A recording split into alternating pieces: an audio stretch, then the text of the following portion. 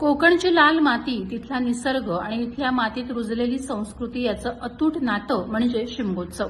फाल्गुन महिना सुरू झाला की प्रत्येक कोकणी माणसाच्या मनात एक चैतन्य सळसळू लागतं. कोकणात शिमगोत्सवाचे ढोल घुमू लागलेत आणि गावोगावी आता भक्तिमय वातावरण तयार झालंय. असेच पडघम आता वाजत आहेत लांजा तालुक्यातील खानवली या गावामध्ये. कारण खानवलीकरांच्या जिव्हाळ्याचा आणि श्रद्धेचा विषय असलेल्या शिमगा सणाला आता दिमाखात सुरुवात झाली आहे.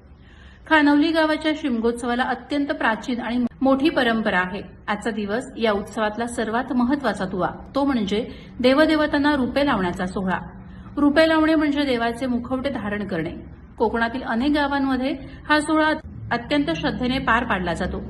खानवलीच्या या भूमीत ग्रामदैवत आपल्या पालखीमध्ये विराजमान होतात आणि संपूर्ण गाव त्यांच्या दर्शनासाठी आसुसलेलं असतं.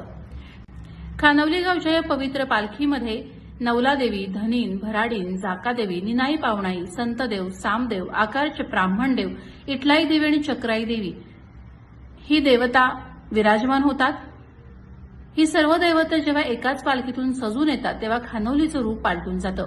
केवळ रूप लावून हा सोहळा थांबत नाही, तर या देवतांना अत्यंत मौल्यवान अलंकार आणि वस्त्र परिधान केले जातात. देवीच्या मुखवट्याला लावली जाणारी मोत्याची नथ, हातातील चांदीचा करंडा, कानातील कुड्या, गळ्यातील सोन्याचे मंगळसूत्र आणि बुगड्या, तसंच सोन्याची देवी असा राजेशाही थाट या सोहळ्यात पाहायला मिळतो. हा दैवी शृंगार पाहताना डोळ्याचं पारणं फिटतं आणि भक्तीचा ऊर अभिमानानं भरून येतो. कोकणच्या शिमग्याचं सर्वात मोठं सौंदर्य म्हणजे तिथली सामाजिक वीण. खानवलीच्या या सोहळ्यात 18 पगड जातींचे लोक एकत्र येतात.